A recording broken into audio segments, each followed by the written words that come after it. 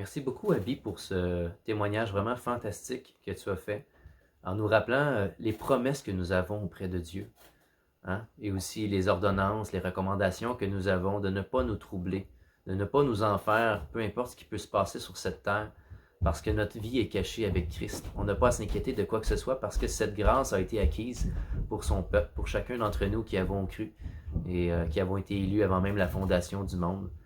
Et ça m'a fait rappeler ce passage dans Colossiens au chapitre 3, hein, qui nous appelle à ne pas regarder à ce que nous avons sur la terre, de ne pas nous amasser des choses qui sont inutiles, mais plutôt de continuer à accumuler des trésors qui sont aux cieux. On va le lire ensemble. Si donc vous êtes ressuscités avec Christ, cherchez les choses d'en haut, où Christ est assis à la droite de Dieu. Affectionnez-vous aux choses d'en haut et non à celles qui sont sur la terre, car vous êtes morts et votre vie est cachée avec Christ en Dieu. Quand Christ, votre vie, paraîtra, alors vous paraîtrez aussi avec lui dans la gloire. C'est chacun d'entre nous notre espérance de pouvoir paraître avec Christ. Et un jour, ça va arriver, frères et sœurs, on va être avec lui. Et tout ce qu'on va avoir acquis aux cieux, avec la promesse de Dieu, va nous être donné. Et parce que Dieu, c'est un Dieu qui a une parole juste, qui a une parole véridique, une seule parole, et on va pouvoir vivre avec lui éternellement. Quelle bénédiction nous avons. Alors, bon matin tout le monde. Je m'appelle Gabriel, pour ceux qui ne me connaissent pas, et c'est moi qui va présider au culte. Et avant, j'aimerais vous faire une petite recommandation pour ceux qui n'y auraient pas réfléchi. Eh bien, c'est le repas du Seigneur. Et si vous n'avez pas eu le temps, il va vous en rester juste un petit peu, parce que dans quelques minutes, nous allons tous ensemble prendre le repas du Seigneur. Alors, vous allez pouvoir peut-être maintenant préparer un petit peu de pain, préparer un petit peu de fruits de la vigne, et pour qu'on puisse tous ensemble vraiment se rappeler ce que Christ a fait pour nous.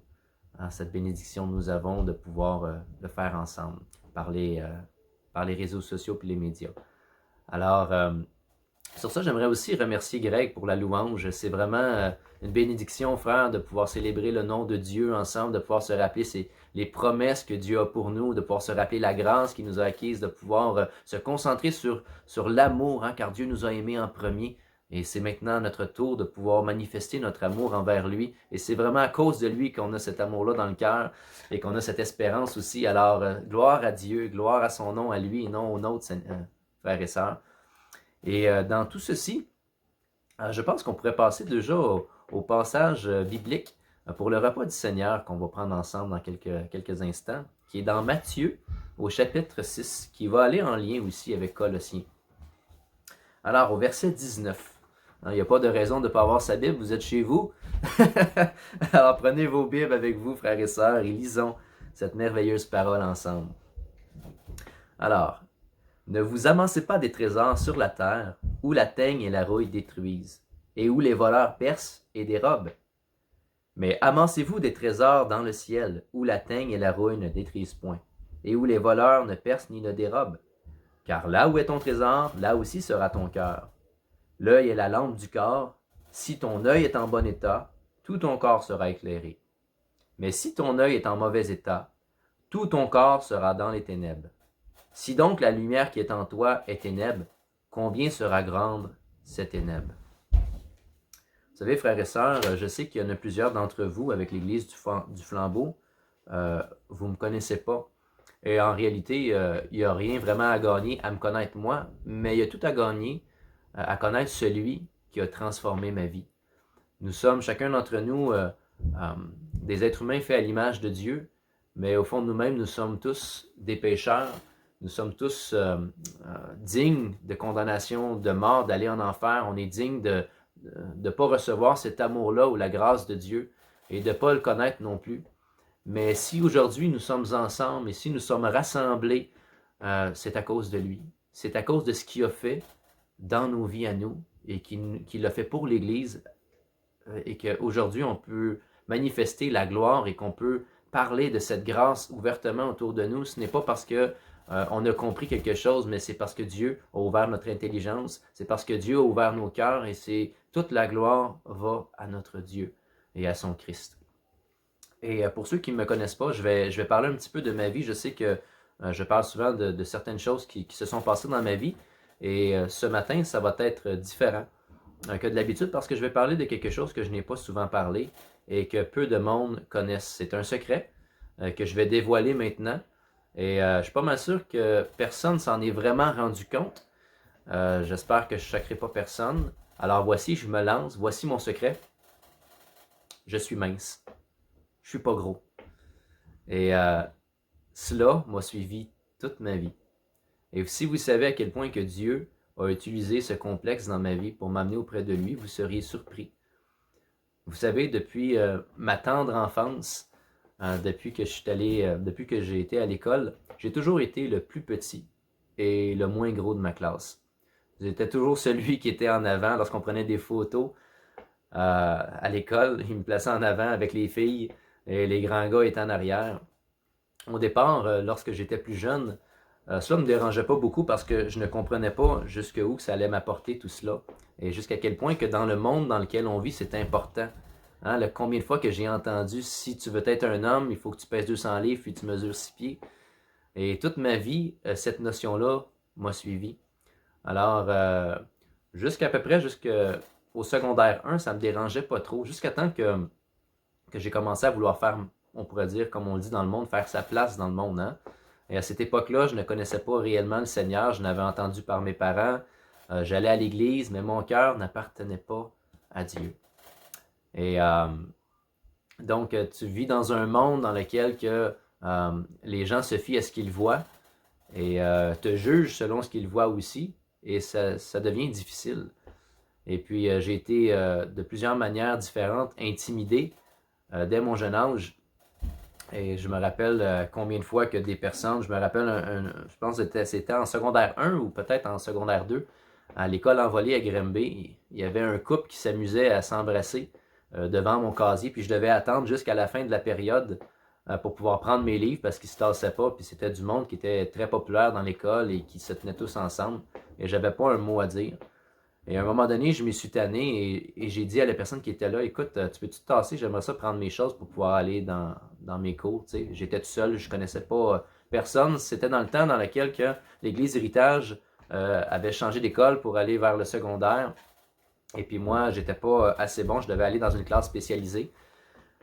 Donc, ils m'ont envoyé à l'école Héritage, ça s'appelait en cheminement particulier. Pas l'Héritage, excusez-moi, à l'école L'Envolée à Grimby.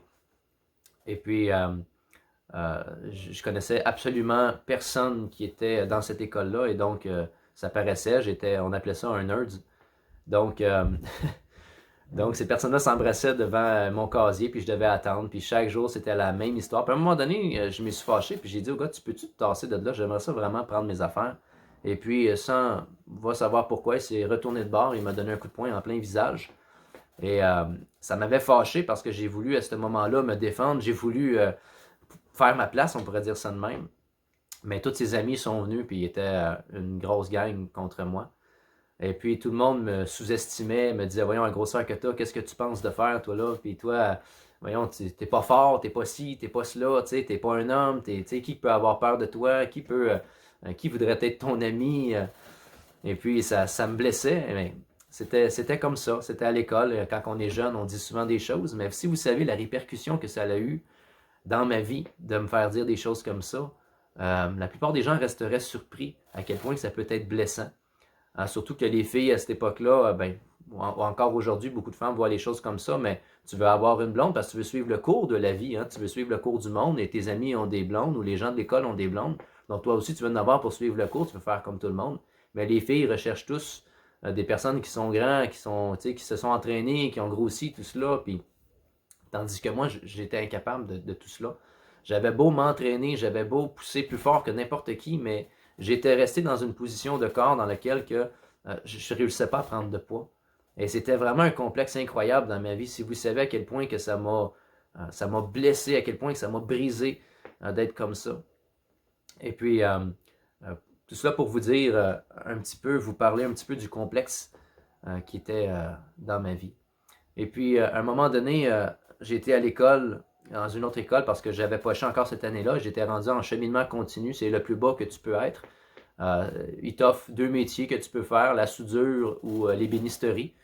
Et puis j'avais choisi la soudure dans tout cela. Puis encore une fois, j'étais à l'école, j'étais encore le plus petit, en tout cas l'un des plus petits, et l'un des moins grands et les plus petits, tout simplement. Et puis, je rentre dans cette école-là. Encore une fois, je connais pas pratiquement personne. Et puis, je fais une partie de badminton. Et puis, j'étais vraiment bon dans les sports et je réussis à battre une équipe qui était en face de moi avec un autre gars avec qui on m'avait jumelé. Et puis, le gars était tellement fâché qu'il me fait des menaces de mort et de me battre, tout cela. Et puis là, ça m'avait surpris. Je dis, voyons, c'est rien qu'un sport, tu sais, pourquoi? Je suis en plein cours, fait que je vais tout de suite le dire au professeur d'éducation physique qui était là. Écoute, ce gars-là, il me menace, puis il l'a averti, tu sais, d'une façon comme, oui, on dit pas des affaires de même.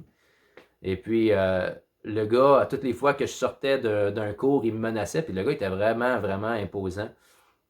Et puis, ça me faisait peur parce que je connaissais pas personne. Puis souvent, je retournais à la maison, puis je pleurais, puis je disais, je sais pas quoi faire, ce gars-là. Son frère, en plus de ça, il était dans les Hells Angels, puis il y a personne qui pouvait rien faire, puis il menaçait, puis chaque jour, je retournais avec frayeur à la maison, puis j'étais tanné de ce sentiment-là.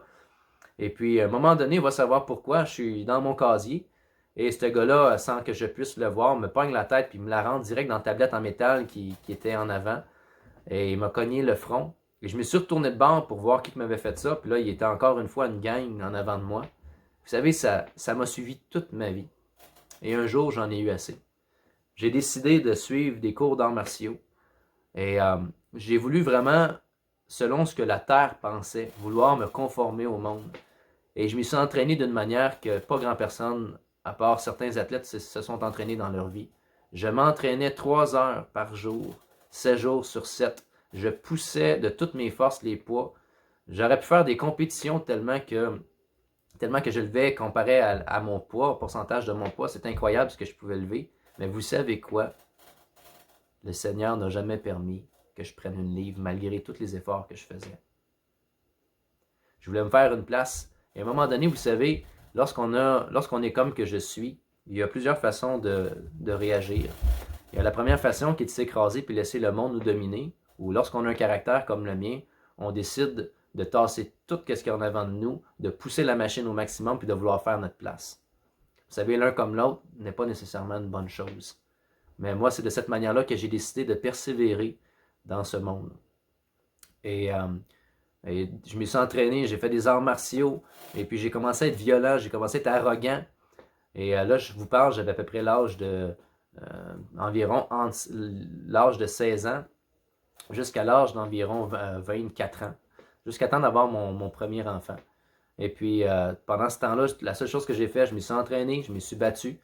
Et pas tous les jours, bien sûr, là, mais j'allais dans les bars, j'allais boire, je voulais prouver au monde entier qui Gabriel Véronneau était. Et puis, vous savez, j'étais tellement blessé par qui j'étais, que j'étais même prêt à mentir. J'ai inventé des histoires pas croyables. Là, je sais ce que vous êtes en train de vous dire. S'il ment tellement, qui est en train de nous dire que c'est vrai en ce moment même? Mais c'est le Seigneur qui a fait cette transformation-là dans ma vie. Et vraiment, je bénis le nom du Seigneur. Et vous savez quoi? Même à travers tout le fait que j'avais fait ma place, à un moment donné, beaucoup de monde me craignait. J'étais renommé comme un batailleur, une personne qui se battait souvent et tout cela. Ça n'a rien changé. Absolument rien. Et pourtant, c'est ce que je voulais avoir. Je voulais avoir la gloire du monde. Puis malgré tout, les gens savaient comment me faire mal parce que malgré que j'avais fait ma place, ça restait encore que mon corps était tout petit. Et le monde, la seule chose qu'il avait à faire pour pouvoir me battre, c'est de me dire, ouais, mais regarde ta grosseur. Et même si j'y aurais cassé la gueule, ça n'aurait rien changé parce que cette personne-là me disait la vérité en pleine face. Et ça, je ne pouvais pas le changer. C'est impossible. Donc, si vous savez, je les ai toutes entendues, hein? Toutes les insultes possibles pour me blesser. Aujourd'hui, je dois vraiment rendre grâce à Dieu. Là, je vous parle de mon passé, d'une petite partie de mon passé. Je ne peux pas tout passer parce que ça serait trop long. Mais vous savez, aujourd'hui, c'est une occasion pour moi de bénir le nom de Dieu, de pouvoir lui rendre grâce de ce qu'il a fait de moi, de ce qu'il n'a pas permis que je prenne une livre. Vous savez, tout ceci me conduit auprès de Dieu. Dieu avait un plan parfait pour ma vie à moi. Et moi, j'ai cherché la gloire du monde. Je l'ai fait de toutes mes forces.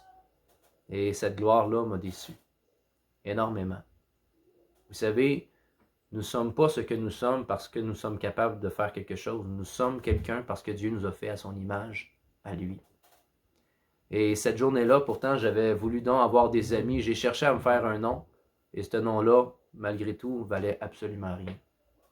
Cette journée-là, dans laquelle j'étais assis dans l'église, lorsque ma mère m'a invité à participer à un événement qu'il y avait à l'église cette journée-là, et lorsque j'entendais Serge prêcher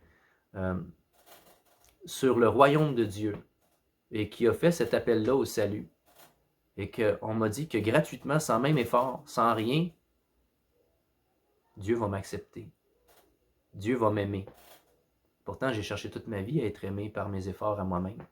J'ai cherché à ce que le monde puisse me connaître et dire hey, « lui, c'est Gabriel Véronneau, c'est pas n'importe qui. » Et maintenant, tu es en train de me dire à moi que je vais être co-héritier avec Jésus-Christ, qui va me donner tout son amour, que je vais avoir un père, que je vais avoir des frères, des sœurs, et du monde dans lequel on va pouvoir s'unir ensemble sans même nous regarder à nos faiblesses. Au contraire, on va s'entraider, on va prier ensemble, on va s'unir. Voici l'espérance du chrétien. Ça n'a rien à voir avec nous. Peu importe les blessures que nous avons du passé, peu importe ce que nous sommes, par la repentance et par la grâce de Dieu et par le moyen de la foi, il nous est possible maintenant de pouvoir s'unir ensemble pour la gloire de notre Dieu. Alors c'était cet petit encouragement, cette petite exhortation sur ma vie. Ça ne sert absolument à rien à chercher les richesses de la terre, parce que c'est vrai que la teigne et la rouille détruisent, puis les voleurs viennent percer puis dérober. Et je l'ai expérimenté, j'espère que chacun d'entre vous, vous l'avez expérimenté, que vous avez été déçus au maximum. Désolé, mais vous allez l'être si vous pensez qu'il y a encore une espérance qui existe sur la terre, dans ce que les hommes sont capables de faire. Il y en existe des espérances, mais celles qui remplissent nos cœurs, il n'y a seulement que Dieu, au travers le sang de Jésus-Christ, au travers son corps, au travers son esprit, qui peut vraiment venir combler nos vies, frères et sœurs. Et tout cela ne vient pas de nous, ça vient de Dieu. Et sur ça, je vais faire un petit chant, une composition que j'ai faite. Et puis j'espère que ça va bien sortir avec la guitare. Alors frères et sœurs, vous aurez pas les paroles, mais j'espère d'être clair pour vous et que vous puissiez être bénis en Dieu.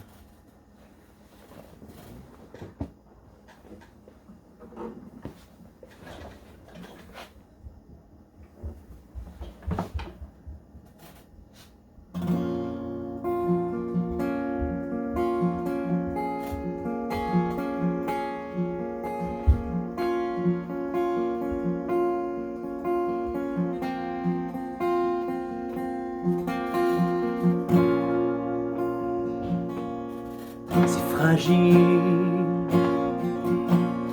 est ma vie, je m'abandonne entre tes mains,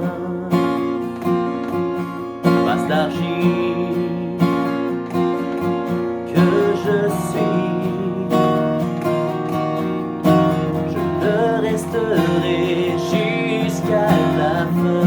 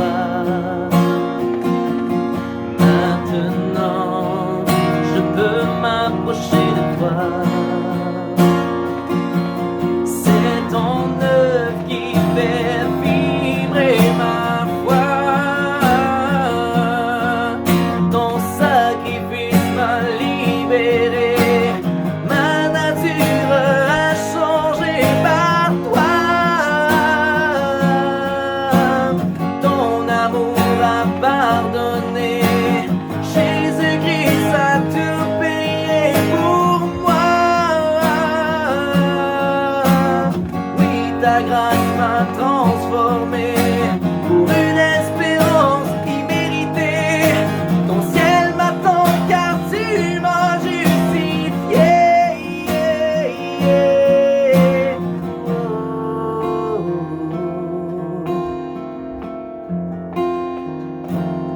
M'a justifié.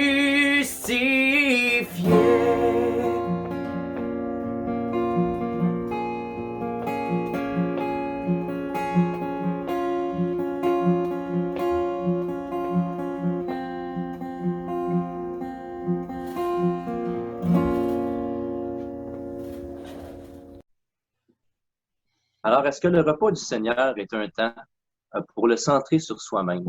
Certainement pas, frères et sœurs. Et j'espère que ce n'est pas l'effet que vous avez eu par cet petit encouragement que j'ai donné. Au contraire, le repas du Seigneur est un temps pour penser à notre Jésus, pour penser à ce que lui a fait pour nous. Hein? Et c'est important, je pense, de pouvoir réfléchir à notre vie passée, de savoir ce que Christ a accompli dans chacune de nos vies et de quelle manière il nous a transformés dans cette nouvelle image, dans cette nouvelle créature. Et quelle merveille que Dieu a fait en nous.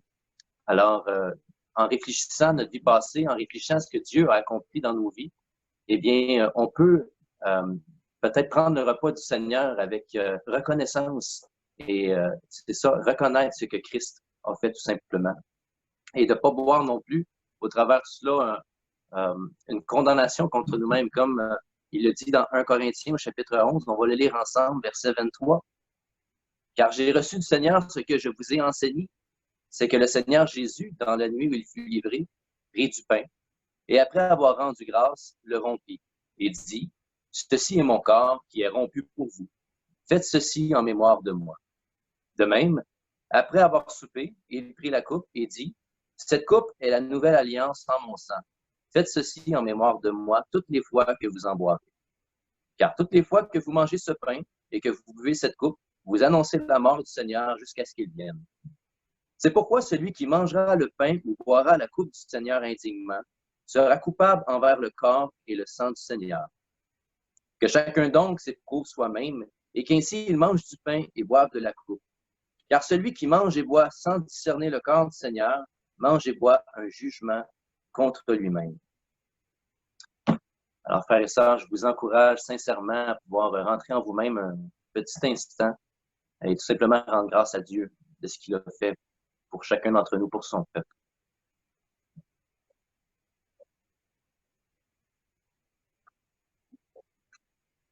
Alors, on va prier pour les éléments ensemble, frères et sœurs. Seigneur Jésus, on veut te rendre grâce pour ton corps qui a été meurtri. Ce corps dans lequel tu t'es chargé, Seigneur, de chacun de nos péchés. Et tu n'as pas manqué un, Seigneur Dieu. Ça n'arrivera pas, Seigneur, lorsqu'on va arriver devant toi, que tu vas dire, oh, celui-là, je l'avais échappé, je l'avais oublié. Non, Seigneur, tu as complètement accompli sur cette croix, Seigneur Dieu, notre condamnation, tu l'as complètement enlevée, Seigneur Dieu. Puis on bénit ton nom pour cela. Et merci pour ton sang, Seigneur Jésus, et que tu nous as apporté avec toi dans cette nouvelle alliance, Seigneur Dieu, et que tu l'as scellé en ton sang. Nous bénissons ton nom, Seigneur Dieu, et on te rend grâce pour qui tu es, pour ce que tu as fait de nous, Seigneur Dieu. Et gloire à ton nom, Seigneur Dieu. Au nom de Jésus. Amen.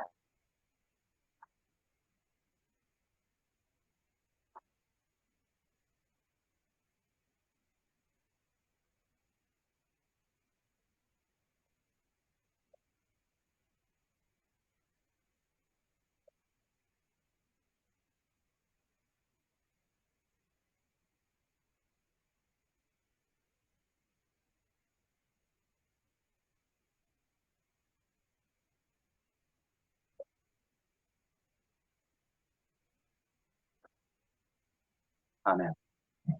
On va maintenant passer au temps des offrandes, frères et sœurs.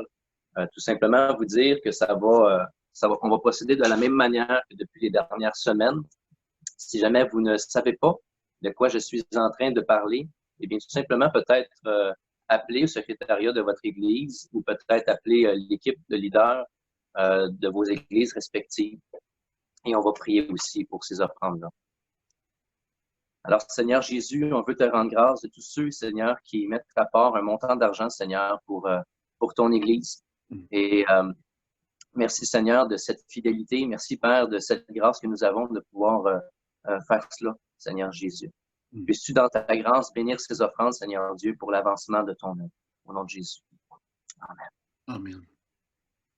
Alors maintenant, on va laisser la parole à Jean Audet avec la capsule pastorale et les annonces. Merci. Alors, bonjour à tous. Bonjour tout le monde. Salut. J'ai pas vraiment entendu. Bonjour tout le monde. Bonjour! Ah, là, je vous ai entendu. J'ai entendu mes petits-enfants par de ça crier. Oui, oui, oui, oui. Bonjour. Alors, merci Gabriel pour ce temps, cette réflexion-là à propos du repas du Seigneur. Je suis pas mal certain que c'est la première fois que vous prenez le repas du Seigneur de cette façon-là. Puis, pour plusieurs, peut-être, ça semble un peu bizarre de faire de marcher, de faire cette célébration-là de cette façon-là. Mais vous savez, dans un sens, on peut dire que nous sommes quand même tous ensemble, puis surtout, nous sommes connectés tous ensemble par l'Esprit Saint. Alors, c'est merveilleux de se rappeler l'œuvre merveilleuse de notre Seigneur, malgré cette distance physique qui nous sépare. Alors maintenant, je vais passer aux annonces, si vous voulez bien. Alors, la première annonce, je ne sais pas si vous l'avez entendu à travers toutes les annonces qu'on entend juste à propos du COVID, mais il y a quelqu'un qui me l'a rappelé, cette annonce-là, vendredi dernier, à la Banque alimentaire à SEM. Cette annonce-là a été faite mercredi dernier à propos du savon à vaisselle. Il y a des chercheurs de l'Université d'Harvard qui ont trouvé une molécule qui était qui était active puis qui est pas mal spéciale, puis qui est présente dans le savon, dans plusieurs types de savon à vaisselle. Puis cette molécule-là affecte la santé, puis même elle peut provoquer des longues périodes de sommeil pour plusieurs personnes. Mais la bonne nouvelle là-dedans, c'est que les femmes sont insensibles à cette molécule-là qui est contenue dans le lave-vaisselle. Il y a juste les hommes qui sont sensibles à ça. Alors c'est mieux de ne pas laisser les hommes faire la vaisselle. Ou bien, vous pouvez dire à votre mari de le garder ça secret, ne le dites pas à votre mari, puis comme ça, il va pouvoir faire la vaisselle, puis il va dormir plus longtemps pendant le confinement. Enfin, c'était en passant mercredi dernier, c'était le 1er avril. Alors maintenant, on va passer aux vraies annonces, si vous voulez bien. Vous savez, on ne peut pas faire toutes les annonces à chaque semaine, alors je vais seulement en donner quelques-unes aujourd'hui, mais je vous invite quand même à aller sur le site du Flambeau, sur le site de l'Espoir pour voir toutes les annonces et je vais en donner quelques-unes aujourd'hui. Alors, vous savez, mercredi dernier, nous avons eu un rendez-vous avec Dieu à travers Internet. Et puis, je ne sais pas pour vous, mais moi, j'étais vraiment content qu'on a pu se voir, qu'on a pu se voir la face un petit peu. Puis, je suis vraiment reconnaissant au Seigneur qu'on a pu s'entendre, puis qu'on a pu partager la parole de Dieu. Puis, ceux qui n'étaient pas là, on a parlé, on a prié autour du psaume 46 qui nous rappelait vraiment comment Dieu est notre refuge, indépendamment de tout ce qui arrive. Puis même quand la terre est ébranlée, Dieu est avec nous, puis il nous donne de la paix dans notre cœur, dans tout ça. Une autre annonce. La semaine dernière, on a eu des moments d'édification, si vous vous souvenez, à travers des vidéos d'Alexandre puis de Cybèle. Ce matin, avec celui de Abby. Vous savez, ce genre de vidéo-là qu'on partage ensemble, ça nous permet de partager notre reconnaissance au Seigneur envers Dieu et de parler de sa bonté dans nos vies, de la bonté de Dieu dans nos vies jour après jour. Alors, si vous voulez vraiment partager une vidéo d'environ 2-3 minutes, 1 minute, 2-3 minutes, pour l'édifier l'Assemblée, alors je vous invite à communiquer votre vidéo à un des anciens, un des pasteurs, puis par la suite, ils vont communiquer avec vous. Pour le sujet de prière maintenant, il y en a beaucoup. Comme vous avez pu voir, la semaine dernière, il y a eu beaucoup de sujets de prière, mais ce matin, je ne passerai pas à travers la liste de la semaine dernière, Mais on peut quand même se rappeler de prier pour les personnes qui sont malades, pour nos gouvernements, de prier aussi pour les gens, surtout, qui ont perdu leur emploi dernièrement.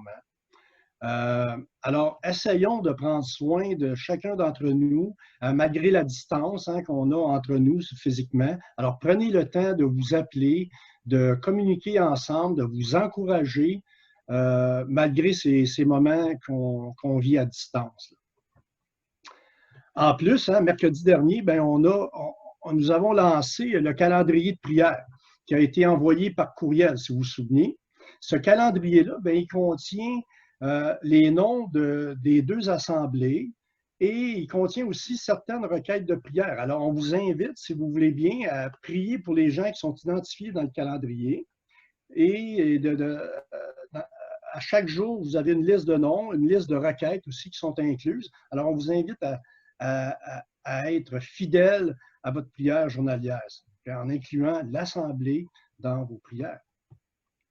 Et si vous avez des requêtes de prière, on vous demande aussi de les communiquer aux anciens ou à Denise ou à Solange. Puis par la suite, ces requêtes-là vont être communiquées à Anastasia pour qu'elle puisse mettre le calendrier à jour. On va avoir un calendrier, dans le fond, qui est dynamique, qui est un calendrier vivant pour que nous puissions être au courant de tout ce qui se passe jour après jour.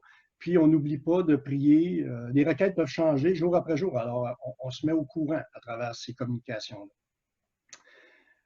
Une autre annonce, c'est pour le marché économique. Si vous avez besoin d'un panier économique, alors il est important de communiquer avec Solange jeudi prochain, le jeudi matin, entre 8h et midi. Alors, puis je vous invite à le faire le plus tôt possible parce que la liste se rallonge assez rapidement, puis il y a une limite dans le nombre de paniers qui peut être distribué pendant cette journée-là. Alors, pour terminer, là, je vais terminer pour les annonces, mais avant de passer la parole à Serge pour la prédication de ce matin, j'aimerais vous lire un petit texte qui a été écrit il y a plus de 70 ans, puis qui reflète vraiment ce que la Bible nous dit depuis des milliers d'années. J'ai coupé un peu le texte parce qu'il était un peu long pour ce matin. Ce texte-là, il a été écrit par M. C.S. Lewis, que plusieurs ont lu plusieurs de ses livres, puis vous pouvez remplacer le mot bombe atomique par le mot COVID-19, si vous voulez bien. Alors, le titre de son texte, ça dit « Comment devons-nous vivre au temps de la bombe atomique? » Il répond « Je suis tenté de répondre, eh bien, comme vous auriez vécu au 16e siècle, lorsque la peste était présente à Londres presque chaque année. Ou comme vous auriez vécu à une époque viking, où des pillards scandinaves pouvaient arriver et vous couper la gorge durant la nuit. Ou bien, comme vous vivez déjà aujourd'hui dans une ère de cancer, une ère de paralysie, une ère de guerre, une ère d'accidents ferroviaires, des avions. Puis maintenant, il dit, en d'autres termes, ne commençons pas à exagérer la nouveauté de notre situation actuelle. Croyez-moi, vous aimez, avez déjà été condamné à mort avant l'arrivée de la bombe atomique, qu'on peut remplacer par COVID-19. La première action à entreprendre est de nous ressaisir. Si nous allons tous être détruits par une bombe atomique, que cette bombe, lorsqu'elle arrive, nous trouve en train de faire des choses sensées et humaines, prier, travailler, enseigner, lire, écouter de la musique, baigner les enfants. Mais sachez une chose, qu'il dit. Sachez que ça peut briser notre corps, comme un virus peut le faire, mais ça n'a pas besoin de dominer notre esprit.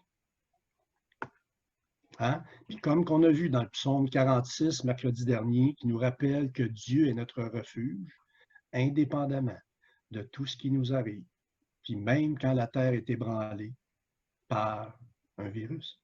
Puis ça, ça nous donne de la paix. Ça nous donne de la paix dans le cœur, de la joie dans le cœur, malgré tout ce qui va nous arriver. Alors, j'ai assez parlé maintenant, alors je vais laisser la parole à Serge pour la prédication de ce matin. Eh bien, merci beaucoup, beaucoup, Jean, pour cette bonne parole qui réchauffe notre cœur ce matin. Vraiment, on essaie. Bonjour à tout le monde, d'ailleurs, d'abord.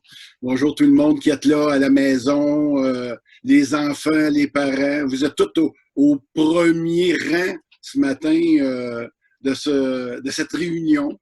On veut vous présenter l'Église comme si elle avait rien de changé, sinon maintenant qu'on l'a fait au travers votre écran. Et puis, tout ce qu'on a entendu, c'est pour ça qu'on a décidé de faire le repas du Seigneur et puis qu'on entend les chants et tout cela. Et vraiment, je veux remercier toutes les personnes qui ont contribué, le témoignage de Abby, naturellement, à cette rencontre ce matin. Et c'est vraiment quelque chose avec lequel l'Esprit Saint veut venir nous rencontrer encore, je pense, ce matin.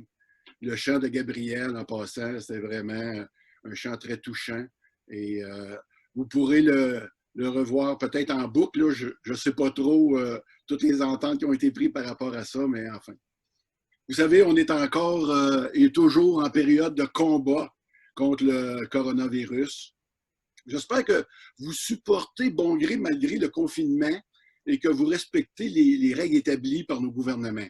Bien, ces règles sont bonnes, vous savez, parce qu'elles visent à protéger chacun d'entre nous des risques de contagion, bien sûr, et même la vie. Hein? D'ailleurs, ce matin, j'aimerais qu'on puisse prier pour les personnes endeuillées à cause de cette pandémie, si vous voulez bien. Alors, penchons nos têtes. Seigneur Dieu, on veut s'arrêter ce matin pour intercéder pour ces milliers de familles qui présentement souffrent et vivent le deuil de personnes qui sont parties, trop vite probablement. Et en plus d'être parties à cause du confinement, on en est réduit souvent à ne pas pouvoir recevoir toute l'attention de la famille, des gens autour et tout cela. Et ça rend le deuil encore plus difficile. Seigneur, on pense à eux. Mais toi, Seigneur, par ton Esprit Saint, tu as cette possibilité-là de venir vers eux. Toi qui es un Dieu plein de compassion, plein de bonté, tu es un Dieu qui veut consoler. C'est ce qu'on te demande ce matin. Viens consoler ces cœurs brisés ce matin par le deuil. Et continue. Et on te remercie déjà de ce que tu nous protèges au travers de toutes les actions qui sont prises. Et on veut déjà t'en rendre grâce en Jésus-Christ. Amen. Amen.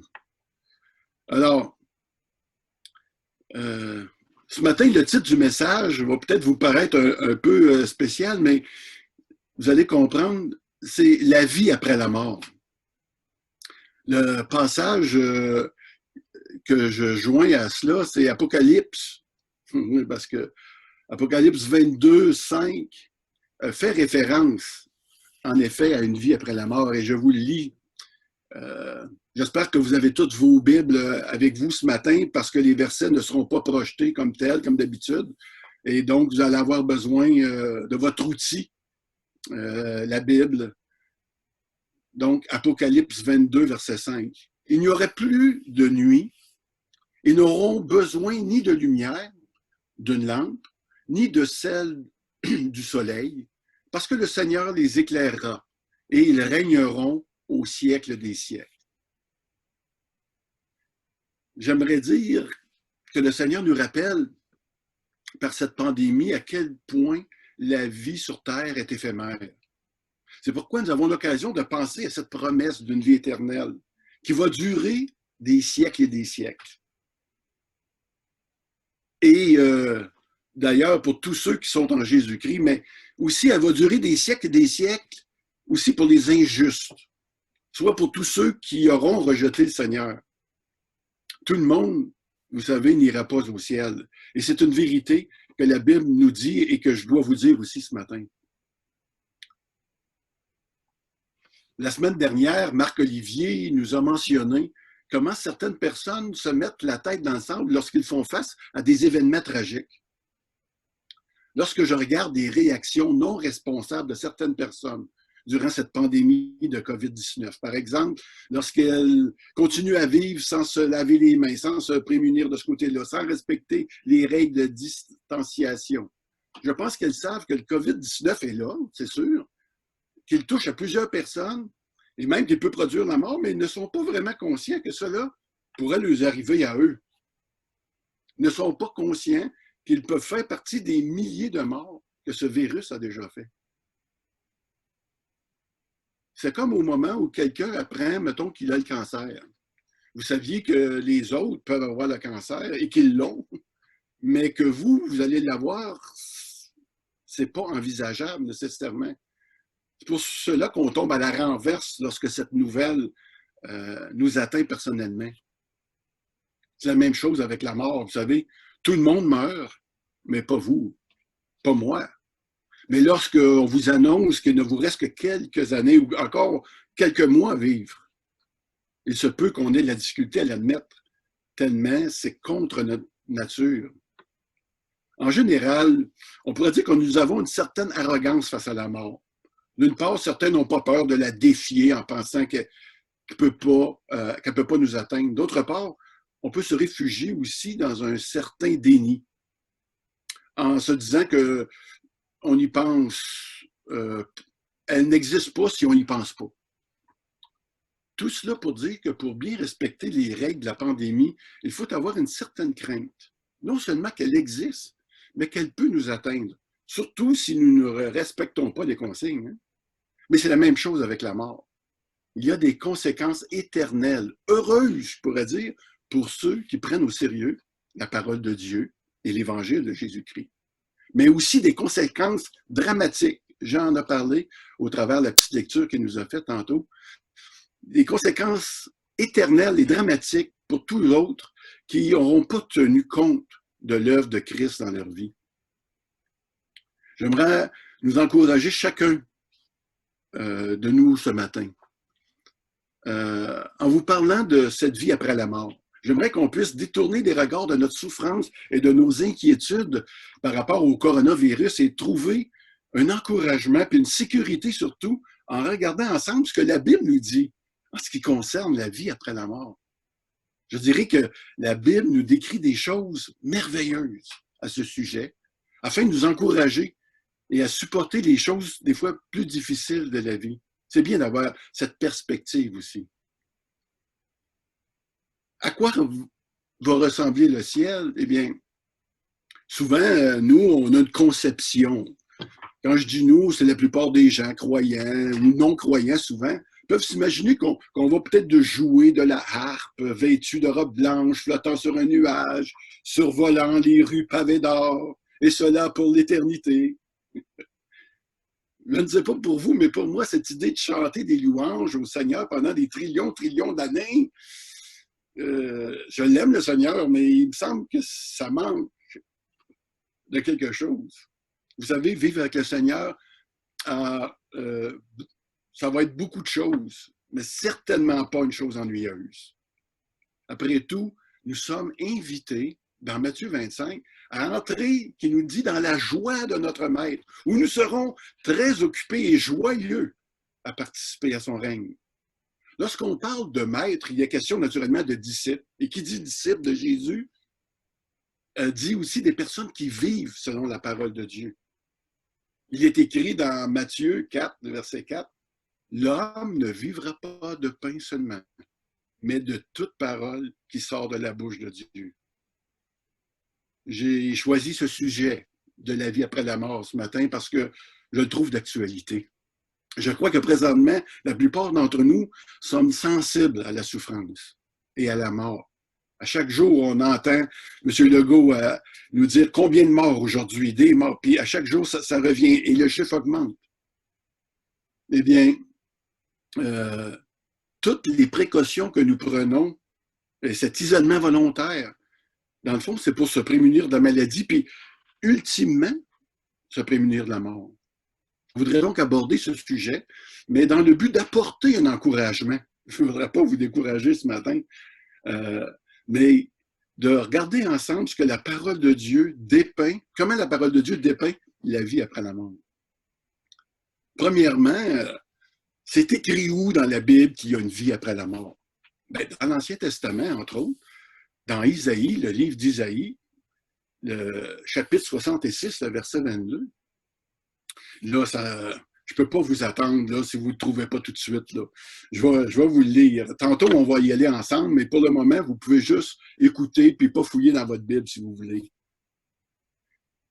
Donc, Isaïe 66, 22, il dit « Car comme les nouveaux cieux et la nouvelle terre que je vais créer subsisteront devant moi, dit l'Éternel, ainsi subsistera votre postérité et votre nom. » Toujours dans le même livre d'Isaïe, dans le chapitre 65, verset 17, ça dit « En effet, je crée un nouveau ciel et une nouvelle terre. On ne se souviendra plus des premiers événements. Ils ne viendront plus à l'esprit.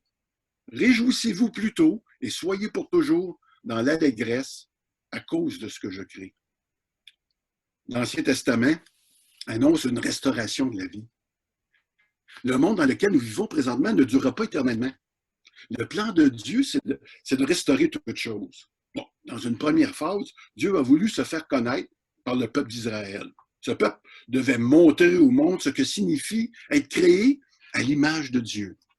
Nous ne sommes pas des créatures qui proviennent d'une évolution, comme peut-être beaucoup semblent vouloir le croire. Mais nous sommes créés individuellement selon la volonté de Dieu, du Créateur. Malheureusement, le peuple d'Israël a échoué dans cette mission-là. Dieu voulait qu'Israël se repente de leurs péchés, qu'ils vivent en accord avec la volonté de Dieu. Et le monde entier aurait pu suivre les traces de ce peuple et éventuellement vivre en harmonie sur la terre. C'est un beau plan, mais qui n'a pas été suivi. Mais rassurez-vous, hein, Dieu n'est pas surpris ou pris au dépourvu face à ce peuple désobéissant. Au contraire, il y avait un plan de recréer une nouvelle création, et cela allait passer par son Fils, Jésus-Christ. L'évangile de Jésus-Christ va correspondre à l'espérance de cette nouvelle création, telle qu'annoncée dans l'Ancien Testament. Les miracles de Jésus, dans le fond, manifestent sa capacité à guérir ce monde brisé par le péché. Il guérit les malades, donne la vue aux aveugles, il ressuscite des morts. On comprend qu'au travers des miracles, un jour, on pourra vivre dans un monde où il n'y a plus de maladie ni de mort. Ça va être un ordre nouveau. Adieu, coronavirus, et tous tes petits frères. Que se passera-t-il pour les croyants après la mort? C'est exactement la question que l'apôtre Pierre a posée à Jésus. Dans Matthieu, le chapitre 19, je vais vous lire du verset 27 à 29. Pas besoin d'y aller. Faites juste écouter. Pierre prit la parole et dit « Voici, nous avons tous quitté et nous t'avons suivi.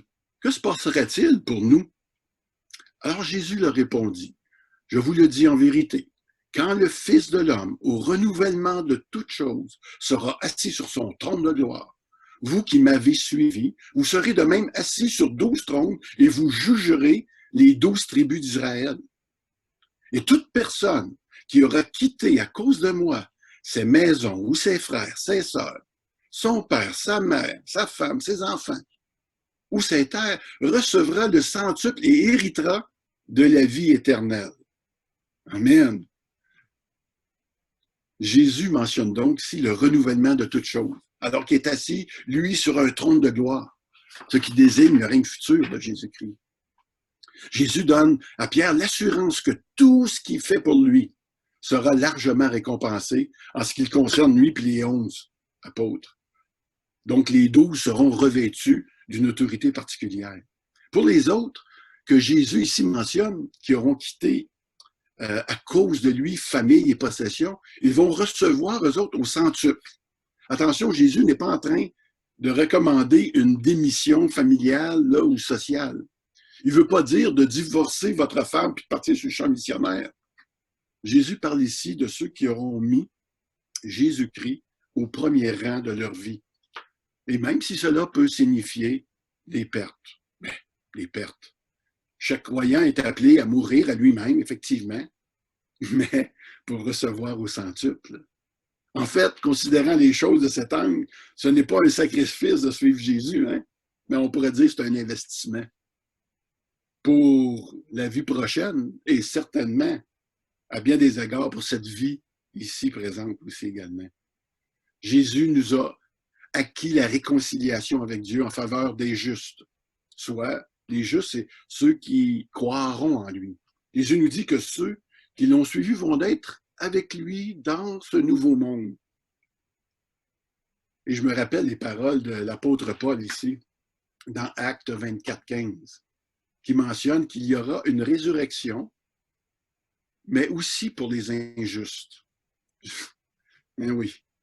Mais celle-là, c'est pour la damnation éternelle. Et s'il y en a une pour les justes, il y en a aussi une pour les injustes. On va continuer. Le ciel est un lieu sans péché et sans souffrance, que la Bible nous dit aussi. Dans Romains 8, les versets 19 à 21 disent ceci.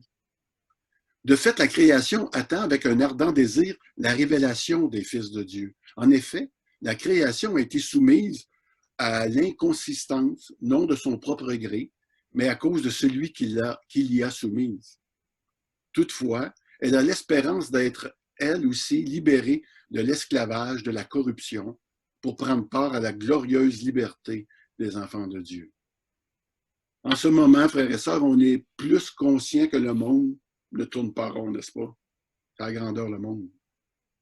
Chaque jour, des personnes sont tuées par le coronavirus. Sans parler de ceux et celles qui meurent déjà du cancer et puis qui sont exposés à les différents phénomènes météorologiques qu'on entend encore malgré tout ça. Toute la création attend avec impatience la libération. Mais un jour, il va y avoir un nouveau ciel, une nouvelle terre. Cette révélation des fils de Dieu, ça va avoir lieu lorsque Jésus-Christ reviendra pour les siens et qu'ils ressusciteront. Ils seront alors transformés à l'image de leur maître et partageront sa gloire pour l'éternité. La fin de l'histoire, c'est une terre restaurée, où la création va être réconciliée avec Dieu et toutes choses seront devenues nouvelles. Intéressant. Plusieurs d'entre vous se sont sûrement émerveillés devant un coucher de soleil. Mais, puis même des fois, je sais qu'il y en a qui ont vu ça, c'est à couper le souffle. Mais dites-vous bien une chose, c'est que le coucher de soleil que vous avez vu est un coucher de soleil abîmé. Parce qu'il fait partie d'un monde brisé. Peu importe les plus beaux paysages que vous avez eu la chance d'admirer ou ceux que vous projetez encore d'aller voir, ils sont abîmés. Imaginez maintenant ce que va être ce nouveau monde, ce monde parfait. Oui, un monde sans souffrance. Laissez-moi vous rappeler Apocalypse 21, 4 ici. Il essuiera toute larme de leurs yeux. La mort ne sera plus, il n'y aura plus ni deuil, ni cri, ni douleur, car ce qui existait avant a disparu. Celui qui était assis sur le trône dit, « Voici que je fais toutes choses nouvelles. » Il ajouta, « Écris cela, car ces paroles sont dignes de confiance et vraies. » Lorsqu'on porte nos regards vers cette dimension de la vie après la mort, qui est digne de confiance, c'est vrai. Cela nous encourage en tant que croyants, n'est-ce pas, à persévérer. Et si quelqu'un, ce matin, écoute et qui n'est pas croyant, j'espère que vous êtes encouragés à le devenir et que déjà, ça commence à stimuler votre cœur et votre esprit ce matin. Comment vivrons-nous cette vie après la mort? Quel sera le rôle des croyants sur cette nouvelle terre et ces nouveaux cieux? Est-ce que nous jouerons de la harpe? Non, ça joue comme ça, je pense. Dieu va créer ce royaume parfait pour que nous puissions, dans nos corps parfaits, y régner et le gouverner avec lui. On ne perdra pas notre temps. Il va y avoir de l'action au ciel. Il n'y a donc pas que la création qui va être renouvelée selon ce qu'on vient de lire ou ce qu'on va lire dans Romains 8, 23, mais nous aussi. Ça dit, et ce n'est pas elle seule qui soupire en parlant de la création, mais nous aussi qui avons pourtant dans l'esprit un avant-goût de cet avenir. Nous soupirons en nous-mêmes en attendant l'adoption, la libération de notre corps. Un instant, je m'excuse. Je veux vous rappeler à matin cette bonne nouvelle.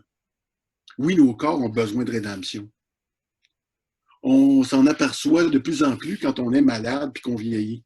Peu importe tous les efforts pour garder notre corps fort et en santé, un jour, il va s'user. Il va devenir de plus en plus fatigué. Et finalement, on va mourir. Un jour ou l'autre, comme l'Ecclésiaste dit au chapitre 12, nous nous sentirons fatigués de vivre. Ça va arriver. Hein?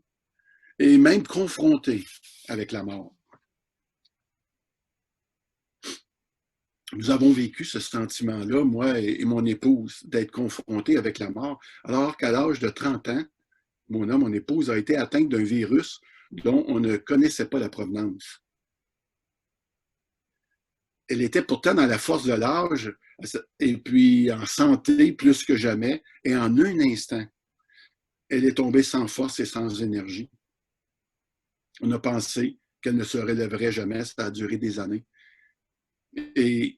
Mais grâce à Dieu, elle a pu remonter cette situation. On ne sait pas, notre corps n'est pas éternel. Nous portons tous en nous-mêmes des traces de vieillissement. Pour ma part, elles sont évidentes devant vous ce matin, lorsque vous regardez mon front dégarni. Les poils poussent plus dans les oreilles et dans le nez que sur la tête, ils ne se rendent pas là. Oui, nos corps vieillissent, frères et sœurs, et nous attendons ce nouveau corps qui ne s'usera pas. Wouh! Mais pour en parler davantage ce matin, c'est là que je vous invite à prendre vos Bibles. Et puis, de venir avec moi dans le premier livre de Corinthiens, premier épître aux Corinthiens, au chapitre 15. Et on va commencer à lire à partir du verset 35. Et on va lire ça jusqu'à la fin ce matin, Dieu voulant. Donc, 1 Corinthiens 15, verset 35. Et je vais le commenter tout en lisant avec vous. Voici comment Paul explique aux Corinthiens la résurrection. Verset 35. Mais quelqu'un dira, comment les morts ressuscitent-ils et avec quel corps reviennent-ils? Homme dépourvu de bon sens. Ce que tu sèmes ne peut reprendre vie que s'il meurt. Et ce que tu sèmes, ce n'est pas la plante qui poussera, c'est une simple graine, un grain de blé peut-être, ou d'une autre semence. La mort et la résurrection, c'est la même chose que les semailles puis la nouvelle récolte. Même si on ne peut pas vraiment comprendre comment une graine qui disparaît donne naissance à une nouvelle plante, c'est bien réel quand même. Continuons à lire. Verset 38. Puis Dieu lui donne un corps, comme il le veut, et à chaque semence, il donne un corps qui lui est propre.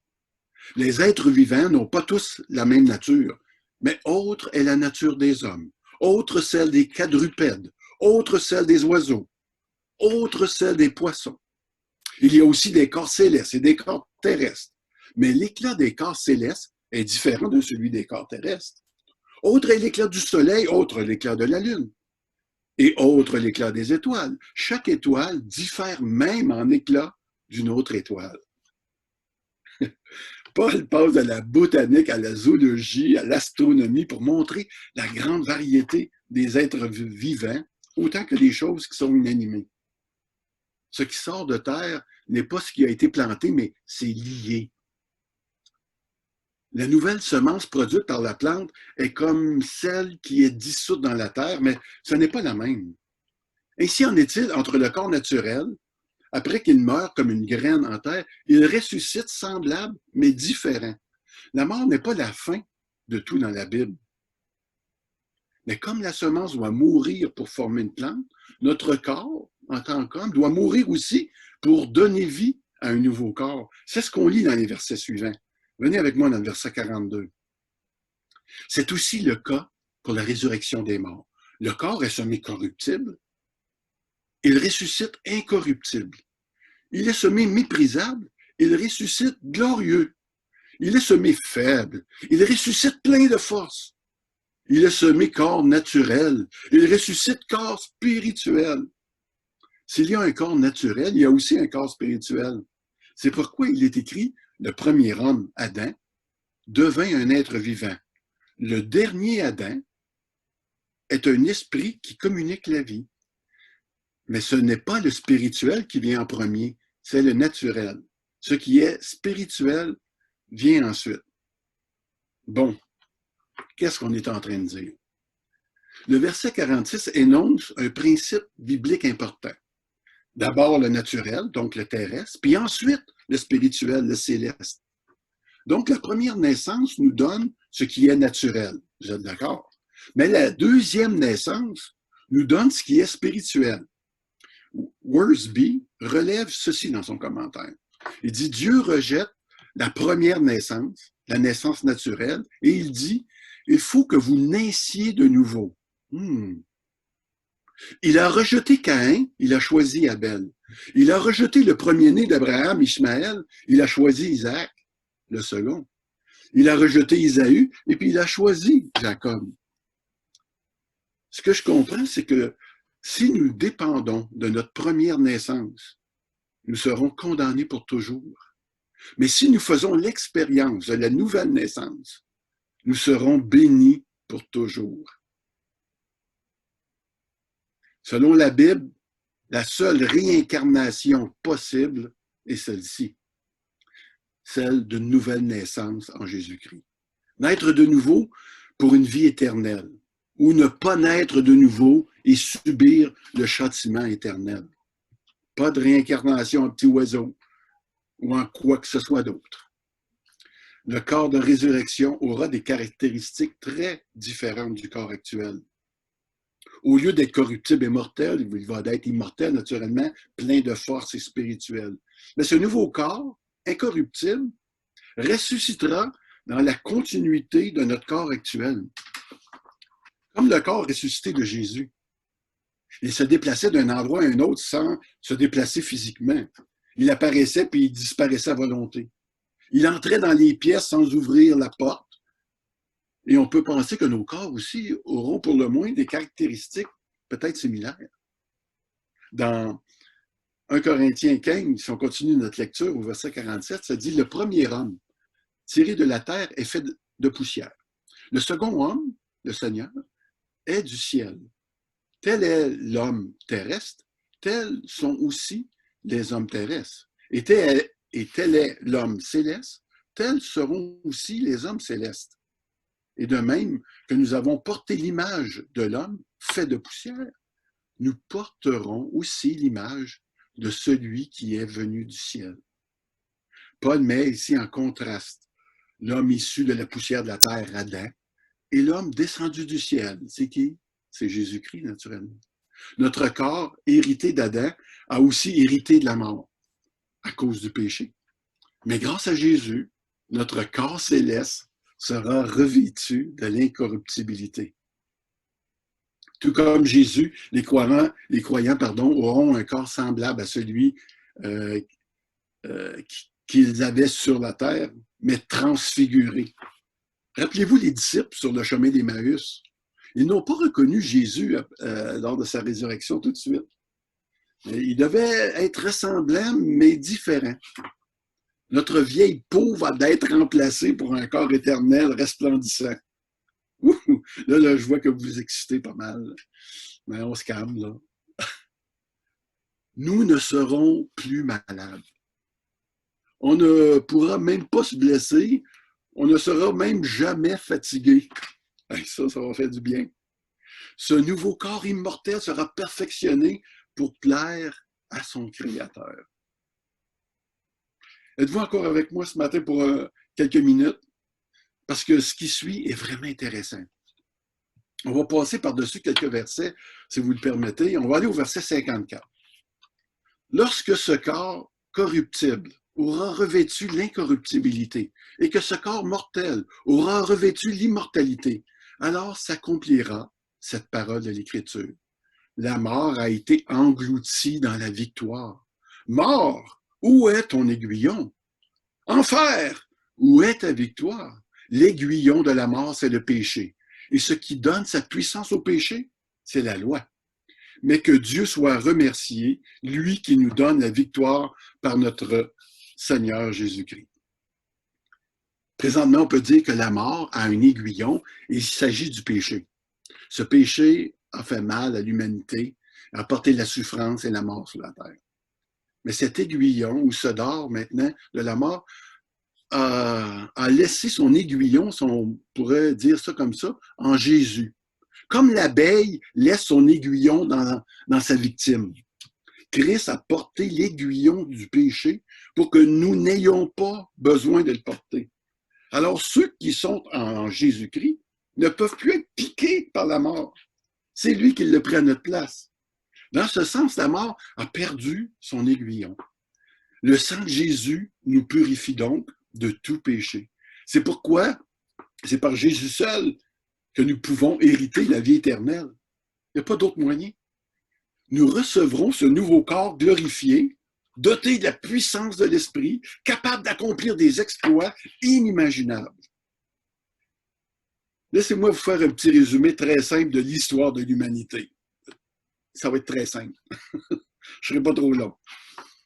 Satan a remporté des victoires sur l'homme. C'est indéniable. Il a réussi à convaincre Adam et Ève, mais oui, Adam et Ève ont existé, de désobéir au Créateur.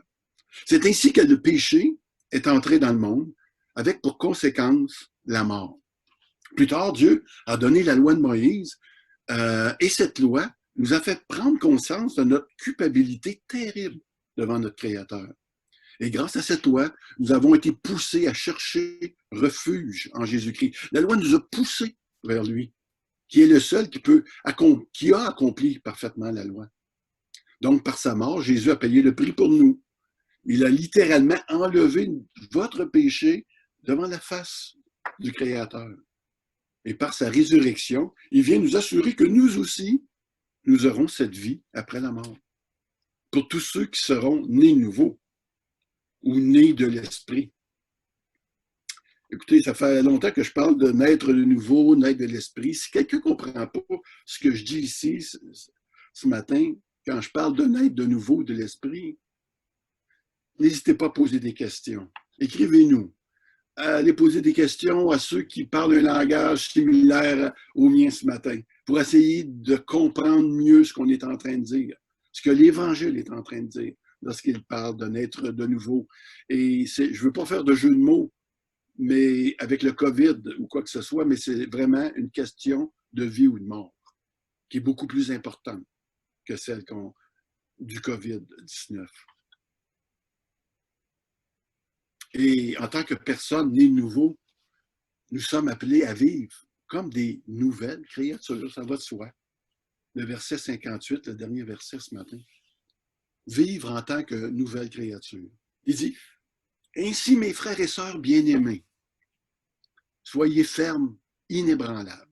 Travaillez de mieux en mieux à l'œuvre du Seigneur, sachant que votre travail n'est pas sans résultat dans le Seigneur. » Paul, après avoir parlé de cette résurrection des morts dans des corps glorifiés, fait sa recommandation finale à l'Église. Puisque maintenant vous connaissez la vérité qui dit, et si vous êtes convaincus que Christ a vaincu la mort et que par le fait même, nous aurons un corps glorifié, semblable au sien, et vu qu'on sache que rien de ce que nous faisons pour le Seigneur ne sera jamais gaspillé ni perdu.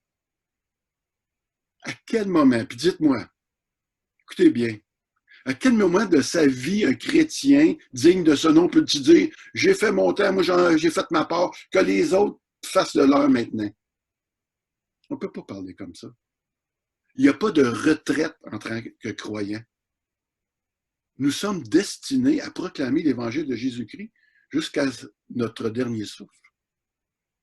Je peux concevoir qu'à certains moments de notre vie, que les choses soient plus difficiles, certes.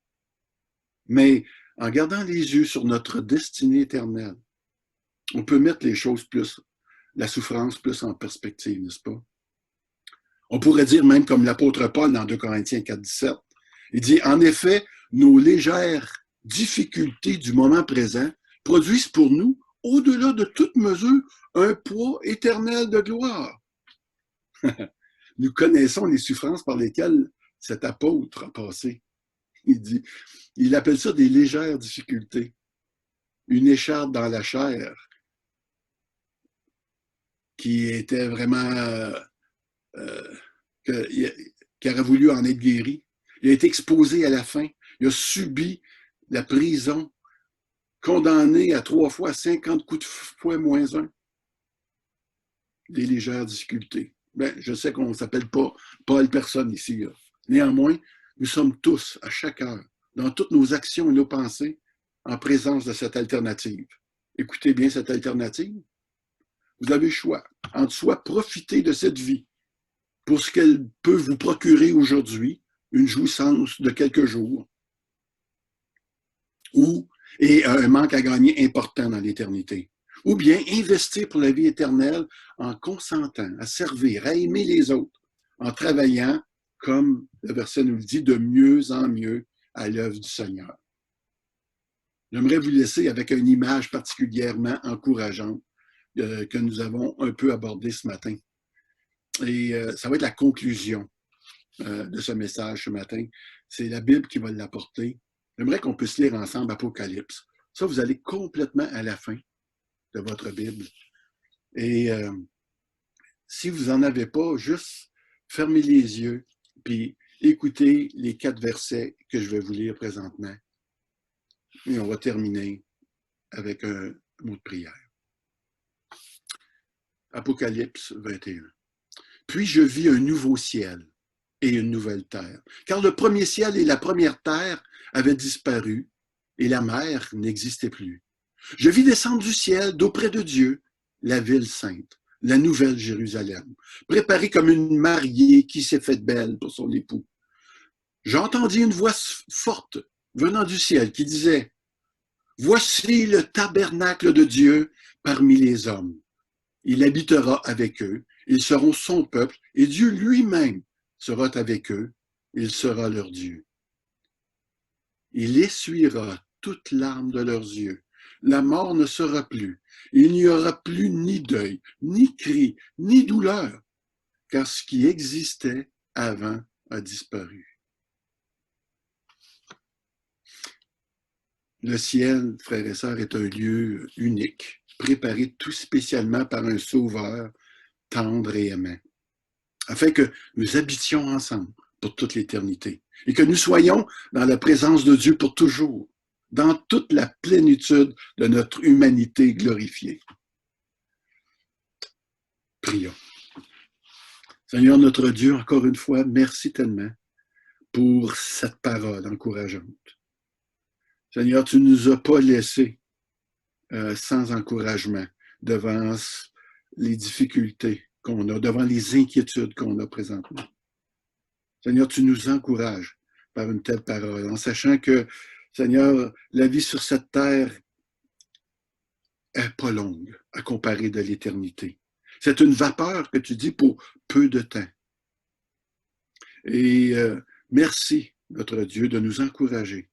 Et merci aussi à tous ceux qui ont écouté pour la première fois ces paroles et qui ont été saisis de ton esprit et qui veulent et qui sont disposés maintenant à pouvoir donner leur vie à Jésus-Christ. Je vous encourage à aller vers lui, à reconnaître que vous êtes des pécheurs et à demander à Dieu simplement de vous sauver.